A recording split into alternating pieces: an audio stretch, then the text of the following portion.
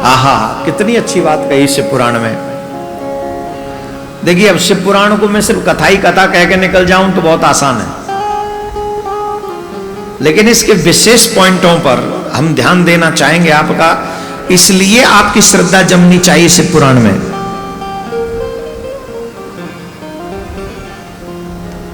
जब तक निष्ठा और श्रद्धा नहीं होगी आपके शिव पुराण में, इसका लाभ आपको उतना नहीं मिलेगा जितना मिलना चाहिए।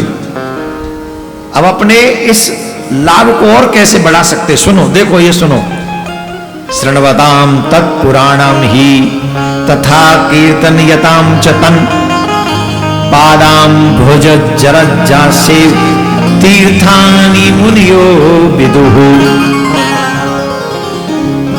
इस पुराण का श्रवण और कीर्तन करने वाले के चरण,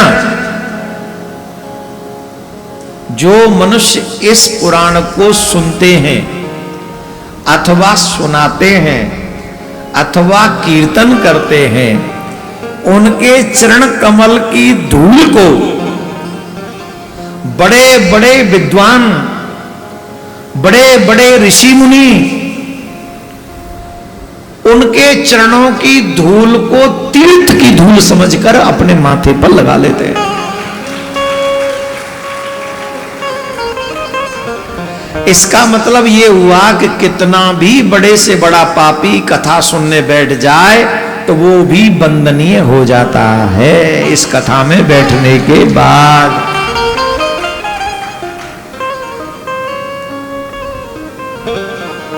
इस कथा में बैठते ही बड़े से बड़ा पापी वंदनीय हो जाता है। तो भैया, ये तो कलयुग के महापाप ही जिनके होंगे, वज्र पाप ही होंगे, जिनके पितृ रूठे हुए होंगे, जिनके देवता भी न चाहते होंगे, वही शिव पुराण की कथा को छोड़ना चाहेंगे। अदरवाइज वो कथा में तो बैठकर अपना और अपने पितरों का कल्याण कौन नहीं करना चाहता।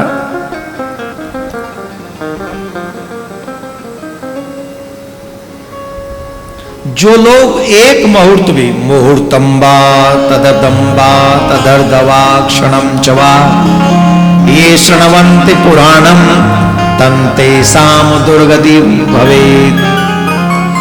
जो लोग एक मुहूर्त, उसका आधा, एक घड़ी आदि में पुण्य आदि, ये आ गया है, उसका आधा, उसका भी आधा अथवा क्षण मात्र भी इस पुराण की कथा जो श्रवण करता है, उसकी कभी भी दुर्गति नहीं हो सकती, दुर्गति नहीं हो सकती, दुर्गति नहीं हो सकती।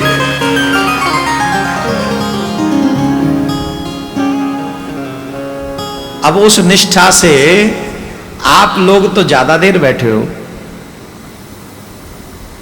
और कई लोग तो अपने घर ही नहीं गए इसलिए क्योंकि हमें शिव पुराण कथा सुननी है। कई लोग कह रहे हैं आज के ही समय था हम पे, तो हम कल चले जाएंगे।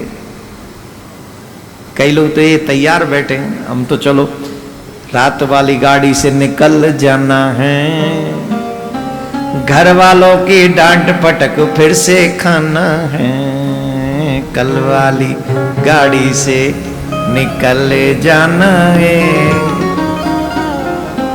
पिया बलम की डांट को फिर से खाना है। कई देवियां ऐसी हैं बेचारी जिनका मन हमेशा कथा में लगा रहता है, लेकिन उनके पति कहते पता नहीं इस देवकी नंदन ने तुझे कौन सी गुट्टी पिला दी है।